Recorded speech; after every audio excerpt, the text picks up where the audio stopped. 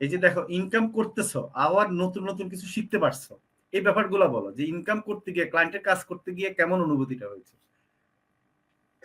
আসলে হচ্ছে মানে ক্লায়েন্টের নর্মালি অনেক কিছু শিখেছি, যে হচ্ছে মনে করেন এটা এভাবে করতে হবে ওভাবে করতে হবে, কিন্তু যে সময় প্র্যাকটিক্যাল লাইফে কাজ করা শুরু করলাম, ক্লায়েন্ট একটা কাজ দিল, ওই সময় হচ্ছে আরো ডিফারেন্ট ভাবে জিনিসগুলো শিখছি যে এখন তো এভাবে করা যাবে না, এখন ক্লায়েন্টের চাহিদা এটা, সো আমার এভাবে করতে হবে।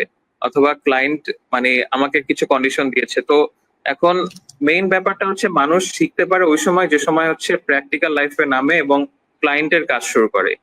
এমনি নর্মালি হচ্ছে ক্লাস করে শেখা যায়, বাট মেইন শেখা যেটা ওটা হচ্ছে ক্লায়েন্টের কাজ করে অথবা হচ্ছে প্র্যাকটিক্যাল কাজ শুরু করে। তাছাড়া হচ্ছে ওভাবে পুরোপুরি শেখাটা হয় না, কারণ একটা মানুষ কতটুকু আর মনে রাখতে পারে। যদি হচ্ছে একটা কাজ টানা করে যেতে থাকে তাহলে একটা সময় পর হচ্ছে এটা এমনি মাথায় এসে যায়। তো এভাবেও আমি দুটা কাজ করেছি আল্লাহর রহমতে। তো আমি যতটুকু না হচ্ছে ক্লাস করে শিখেছি, তো তো তার চেয়ে বেশি আরো এই দুটা কাজ করে আরো বেশি অনুভূতি, আরো এক্সপিরিয়েন্স বাড়ছে। ইনশাল্লাহ এভাবে আরো সামনেও বেড়ে যাবে।